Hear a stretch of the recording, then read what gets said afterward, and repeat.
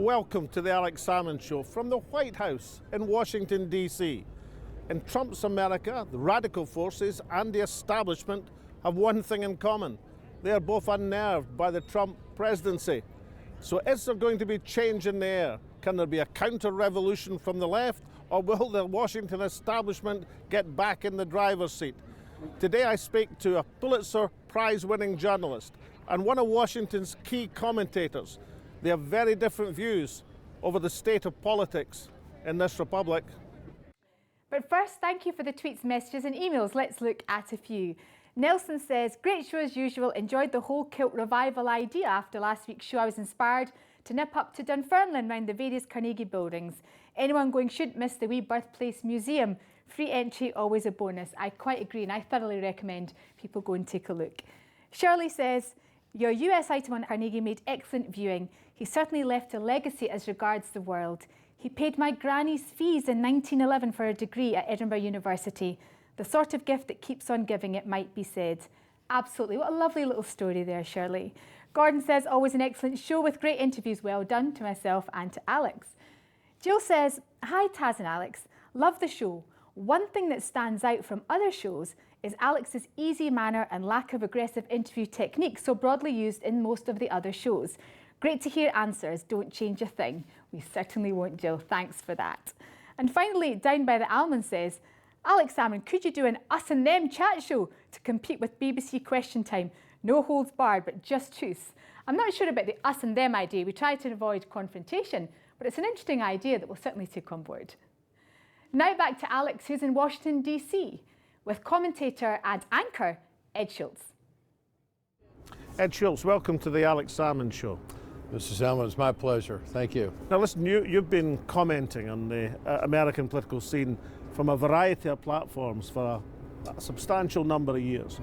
I want you to tell us how people are becoming adjusted to the Trump presidency. I mean, let's start with the establishment Republicans. Are they reconciled to Donald J. Trump as their president, and do they think he'll be their candidate in 2 years' time? Well, to start with, I think the uniqueness of Donald Trump is nobody owns him.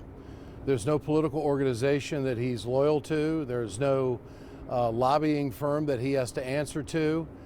He came to Washington as an outsider, as a businessman, to upset the apple cart, and he does it on a daily basis. The man wants to do business, and he wants to do it in a way that Washington's not used to see being done. And I think that his pace of trying to get things done totally works against the culture of Washington. You know, the rules of the Senate. The Senate is about all cogitate, take your time. Trump is not at that pace at all. And so the Republican establishment has had to figure him out and move at his pace if they want to get anything done. And I think that it's just been two cultures clashing in Washington. So after that collision, are they now adjusted to their instantaneous and volatile president? I don't think you're ever going to be able to adjust to Donald Trump because he's so unpredictable. And that in itself is the attraction, is that the people in middle America feel like there's somebody that will go to Washington and is in Washington now with power that will go after anybody to get things done.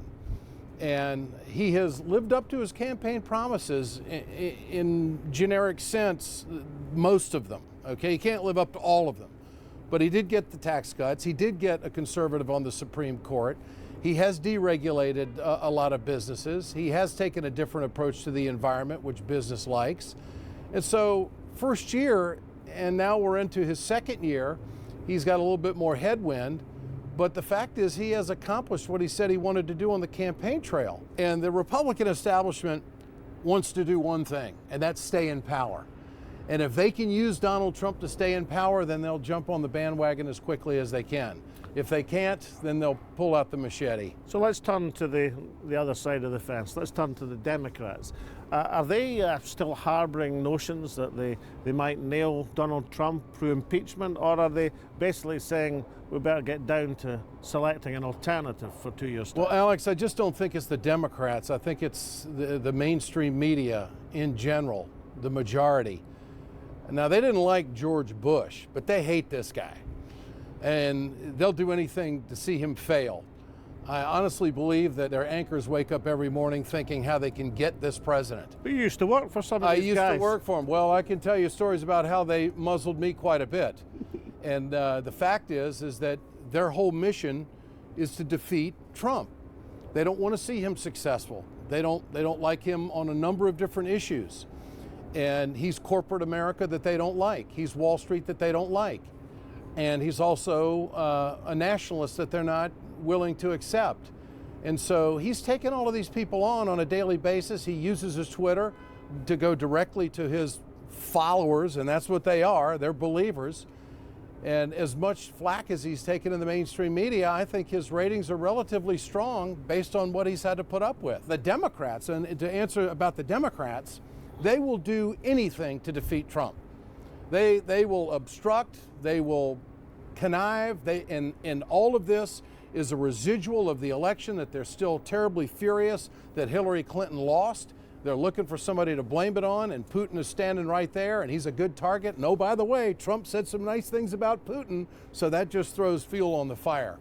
And so I think that Trump is going to weather this storm. As much as I have issues with some of his policies, I think that he's going to weather the storm. I really do. I think he's a tough New York fighter. And what's the possibility of an insurgency in the Democrat side, a Bernie Sanders type figure, just as we had an insurgency with Trump seizing the Republican nomination? Well, the Democrats have an identity crisis right now. And the identity crisis was created by Donald Trump, because Donald Trump went out and told the working people of America, I'm going to do something for you. I'm going to take on China. I'm going to do trade deals that have been getting rid of your jobs and outsourcing them overseas. The Democrats have been telling you they were going to protect you for years, but they've never delivered for you. So he saw an opening. How did Donald Trump win Pennsylvania, Ohio, Michigan, and Wisconsin? He did it because he went in there and he told these American workers that he was going to be true to his word and fight like hell to keep their jobs. And the Democrats were outflanked. And Hillary Clinton never even went to Wisconsin. She never went there. She was only in Michigan late in the campaign, and by that time it was over. So at one stage in your career, Ed, you were known as the liberal commentator who could speak to the masses. Is there a politician going to emerge who can pull off that trick? Well, I think the best chance right now is Bernie Sanders, and I think that he may run again. Now, we're light years from 2020 and who's going to run, but he's proven, he has shown the Democrats and the progressive movement in America what's the model. $27 a month means something. Your voice can count. He made people believe that their voice could count. Now there's an identity crisis for the Democrats. Are you a Bernie-crat? Do you follow Bernie Sanders and be a real progressive and go hard on universal health care, go hard on Medicare for all, go hard on education, and go hard on these minimum wage issues and fairness and equality? Do you go down that road? Or do you be the Clinton Democrat? Do you be the Terry McAuliffe next Clinton Democrat? Is that where it's going to go? And I think the Democrats have got some serious questions to answer about who they're going to follow and what they really stand for. November 2020, will Donald Trump be still up Pennsylvania Avenue, or will he be back to his golf course in Aberdeen? Trump is a winner. He figures out a way to win, and he will leave no stone unturned. This will not be an easy presidential election for the Democrats if Trump runs, and I think that's the question. I think he does want to run.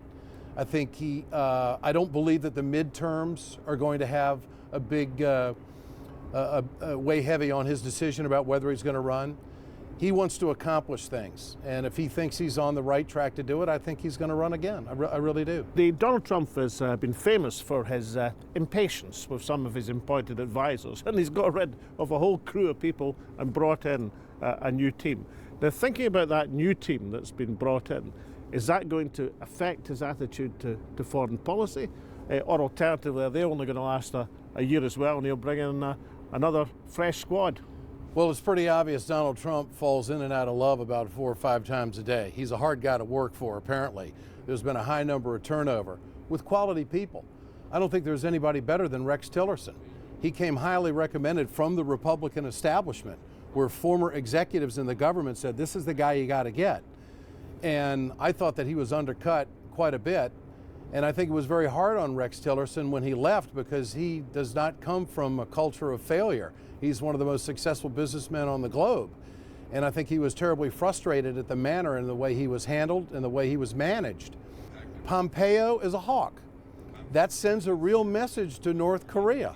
Now North Korea knows that there's somebody in the ear of the president that wants to take military action.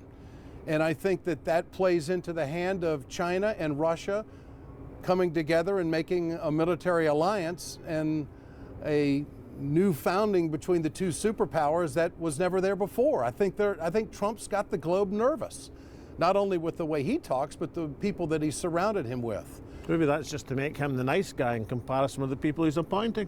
He has a way of wiggling out of just about everything. There's no question about that. But he clearly has a hawkish fraternity around him right now, and whether that is going to be good for the globe, I'm not sure yet. Thinking about individual foreign relations, the potential trade war with China, or is that just positioning? The rapprochement with Putin, which clearly doesn't go down well with many, many forces in the United States, and in particular, what's Donald Trump got against Iran? Well, first of all, there's this big wall, it's called ego. He didn't do this deal, somebody else did, and he wants to go in and do a deal and put his signature on it. And as fundamental and as simplistic as that is, I believe that's really at the heart of it all. He loves to go up and berate Obama and berate Bush and any other president who made a deal, because he's the deal maker and he's the guy that's going to go in and negotiate something better. I think it's as much ego as it is anything else. I don't think he understands the complexities of the Middle East. I don't think he understands the cultured history of the Middle East. And I think his attention span is dangerous when it comes to international relations. And he doesn't have the media helping him out at all. So his new people around him are going to have, I think, a tremendous amount of influence when it comes to foreign policy. And when he gets rid of the new team, if Ed Schultz gets a call and says, I'd really love to have you on board, Ed, what would your answer be? No, I'm very happy at RT America. This is the most freedom I've ever had with a microphone in front of me, and I'm well suited where I am. Ed Schultz, thank you so much. Alex, my pleasure. Thank you so much. Welcome back. Chris Hedges carries a unique combination of being both a Pulitzer Prize-winning journalist and a Presbyterian minister. He's also someone who believes that the democratic future of this republic has some stormy times ahead. Well, Chris Hedges, welcome to the Alex Salmond Show. Thank you. Listen, your background, a Pulitzer Prize-winning war correspondent and Presbyterian minister. Now, that is a relatively unusual combination. How come? I had a friend of mine, Stephen Kinzer, who also wrote for the New York Times, who once said to me, "You're not really a journalist, you're just a preacher pretending to be a journalist." And I think that's true. I think good journalists, like good preachers, care about the truth. And that's not necessarily, in the world of journalism, what your primary goal is, especially if you're a careerist. I mean, we manipulate as journalists facts, and I can take the same set of facts and spin them any way you want. But your original intention was to be ordained as a minister. Well, yes. When I went to Harvard Divinity School, I lived in a housing project in Roxbury. I was going to be an inner city minister. I soured on the liberal church, liberal institutions, including Harvard, where people sat around talking about empowering people they never met. I was going home every night to the projects. I took time off. I went to Latin America. I studied Spanish with the Catholic Missionary Society. I'd always written, and although I came back and finished my degree, turned around and went to cover the war in El Salvador in 1983 as a freelance journalist. They perhaps thought you were a journalist pretending to be a minister. Right. Well, I was. I went. You were approved for ordination before you go to divinity school, and then when I met with my committee, they asked what my call was, and I should have said I'm going to be an assistant pastor somewhere, and I said I was going to go to El Salvador and cover the war, and there was a long silence, and the head of the committee said, we don't ordain journalists. I was subsequently ordained when I came back because I teach in a prison. I'm teaching this semester Les Miserables But it was years later, 30 years later. So having established this glittering career as a war correspondent and an interpreter of world events, and been in most of the most dreadful trouble spots and conflicts of the world, back to the United States and renew your calling as a minister, particularly with this emphasis. I mean, your parish effectively is a prison. I mean, I make my living as a writer. And a lot of the prison teaching I do, I'm buying the books for them. So it's an important part of what I do, but it's not a very public part of what I do. I've spent most of my time fighting against the corporate coup d'etat that's taken place in the United States, including suing Barack Obama in federal court, actually winning, and then we lost on appeal over. He overturned the 1878 Posse Comitatus Act, which prohibited the military from acting as a domestic police force in Section 1021 of the National Defense Authorization Act. We sued him, we won. Most people would rate Barack Obama as a pretty decent individual and human being. Most people, that would be the general view. Particularly, people are always more popular outside the country often, but that would be the general view internationally. Do you think presidents, regardless of good intentions, become effectively imprisoned in the office? I don't. I mean, first of all, a lot of people who are terrorized by militarized drones don't have a very, and he expanded the militarized drone warfare extensively, understand very well who Barack Obama is. My students in prison know very well who Barack Obama is. And I would argue the 2002 Authorization to Use Military Force Act is giving the executive branch the right to assassinate American citizens, and I'm speaking about Anwar al-Awlaki in Yemen and his 16-year-old son, the use of the Espionage Act to shut down whistleblowers, after the Snowden revelations, failing to curb wholesale surveillance of every U.S. citizen, and all of our personal information, everything is stored in perpetuity in huge government computers. So his public image, of course, which is highly cultivated, was effective. The actual facts of his presidency, I think, illustrate that there are powerful corporate forces, it's the so-called deep state, which no president, including Donald Trump, can challenge. I mean, Princeton, you're a visiting professor, is of course a revolutionary university. Firstly, as a college for the training of Presbyterian ministers, but under the minister, the Scot John Witherspoon, became effectively a university to train revolutionary leaders. Yeah. So he would certainly see the religion and the politics as intermeshed, that from his religion came his attitude to challenge state authority in the United Kingdom, to be a Republican in a monarchist society, and to embrace the American Revolution.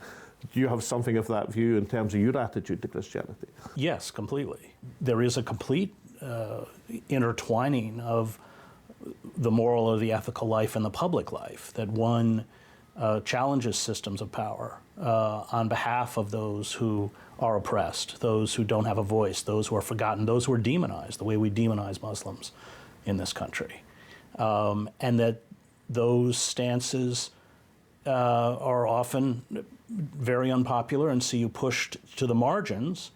Certainly everything that I have fought for, starting with my coverage of the war in El Salvador and the atrocities that were supported, backed, covered up, and in some case orchestrated by my own government, not only in El Salvador, but in Guatemala and Nicaragua. Everything that we've seen since I began has deteriorated. Certainly the political climate of my own country is in deep decay. But you're putting forward a pretty depressing view of the state of the nation in America and the state internationally. But isn't there an alternative view that the social media can democratize the means of communication, that populism doesn't have to be a right-wing owned concept? The critics of imperialism and capitalism, corporate capitalism in the United States, have been pushed on the internet to the margins. We have seen Google, Facebook, Twitter impose algorithms to fight quote-unquote fake news. And the traffic in all of these sites has plummeted. It used to be that if you typed in the word imperialism, you might get directed to an article on one of these sites. Now, because of these algorithms, you're directed to a mainstream publication like the Washington Post or something. I think the reason for that is that the con of quote-unquote free market and globalization has been found out across the political spectrum. It fueled the insurgency in the Democratic Party under Bernie Sanders. It fueled the insurgency for Trump. And the elites don't have a counter-argument. And so what they're doing is taking voices like mine that are already pushed to the fringes and imposing mechanisms to, if not silence them, certainly mute them even further. So lastly, looking at the Bernie Sanders insurgency as you described it, not far off success against a shoo-in for the Democratic nomination, holding every lever of power as Hillary Clinton did within the Democratic Party structure. So if Bernie Sanders can get so close, then isn't it possible that somebody with similar views could seize that moment again? No, because the Democratic Party is not the Labour Party. The base has absolutely no say. Can I point out it was a surprise to many people in the Labour Party, including those who signed Jeremy Corbyn's nomination papers, that he actually became leader of the Labour Party. But it was a product of a moment. But it was also a product of a movement within the party. And the mobilization of a base that was able to affect the top. The Democratic National Committee, we know now, not surprisingly, had the fix in for Sanders. Clinton had, of course, I think by the time she finished, she spent over $1 billion in her campaign. She had all the superdelegates. There was no way, I actually spoke with Bernie about this. There was before he announced, there was no way the Democratic Party was ever going to give the nomination to Sanders. If we are to wrest back control of our democracy, it's going to mean that it's going to go beyond a particular election cycle. So he raised a lot of money, he talked about a political revolution, and he ends it by running around the country telling people to vote for Hillary Clinton, which for me was, it ended up being futile. What hope, if any, does Chris Hedges have for the next Reverend John Witherspoon wanting to provoke dramatic, radical change in these United States? None in the United States. I just finished a book called America, the Farewell Tour. We are an empire that's contracting. You see it when you drive across this country. The infrastructure is in shambles. Poverty, it's appalling, the level of poverty in this country. Aren't these the ingredients for radical change? They're also the ingredients for fascism. You see it quite effectively with the left in this country has been destroyed in the name of the fight against communism. Radical movements have been dismantled. Labor unions, less than 6% of the American workforce, 9% total if you include public sectors, but most of them can't strike. We've been utterly disempowered. The press has been concentrated into the hands of a half dozen corporations. But most importantly, like empires, we've expanded beyond our ability to sustain ourselves. And the moment the dollar is no longer the world's reserve currency, which happened to the pound sterling in the 50s, you will see a huge economic contraction. And all of the ingredients are there. And we must also acknowledge this is a deeply violent society. You see it every other day in this country. We have school shootings. This is just the insanity of it. I'm very bleak and very pessimistic. I've been arrested blocking the doors of Goldman Sachs during the Occupy movement and in Washington. I take part in all of this stuff. You can't use the word hope unless you resist. On the other hand, I think we have to make a very sober assessment of what we're facing. I was at Standing Rock with the water protectors, and they were firing rubber bullets into nonviolent demonstrators, hundreds of arrests, firing water cannons laced with pepper spray, unleashing attack dogs. And if young Chris Hedges was starting out and had been turned down from his original calling into the ministry because he wanted to pursue a career in journalism, would you be looking at your Pulitzer Prize to talk about what's happening here in the United States as opposed to the atrocities which were happening internationally, which you so brilliantly reported? Well, if I started as a journalist today, I'd never get a job. The mechanisms that were there when I began, the diffuse forms within the media, the acceptance of critiques. If you go back to the 1960s in this country, on public television, you could see Malcolm X, you could see James Baldwin, you could see Noam Chomsky. That's all disappeared. And so the ability on the part of critics to reach a wider audience has been so heavily curtailed that I don't think I could replicate my career. I don't think I could, at this point, walk into the New York Times as I didn't spend 15 years and actually do well. I don't think that's possible anymore. I think, our only hope is kind of what the South Africans did. That's non-cooperation. That's why I was at Standing Rock. I think that we're watching it with teachers rising up who are defying their own unions.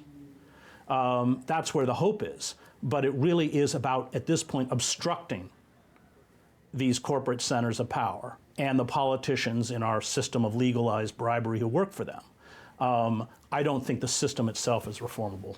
Well, Chris Hedges, your voice heard today on the Alex Salmond Show. Now, just one thing more. A tradition in the show for our guests is to present them with a quaich. That's Gaelic, Scots Gaelic for a loving cup. You know the drill. Whiskey in the quaich and passed round your close friends. Thank you so much for the interview. Thank you very much, Alex. Thanks. The statue of Abraham Lincoln in Union Square, Manhattan. There can hardly be two more different people, more different presidents than Abraham Lincoln and Donald J. Trump, but they have this much in common. Both were elected as challengers to the political establishment on a minority of the popular vote, but a majority in the Electoral College.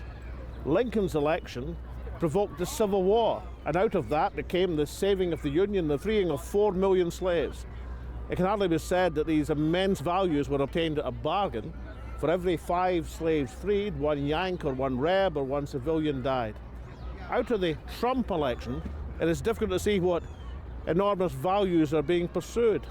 But certainly the disruption to the political system threatens trade wars, real wars, social division within these United States. But certainly from that will come change in America. There'll be a different political system that emerges from the Trump presidency.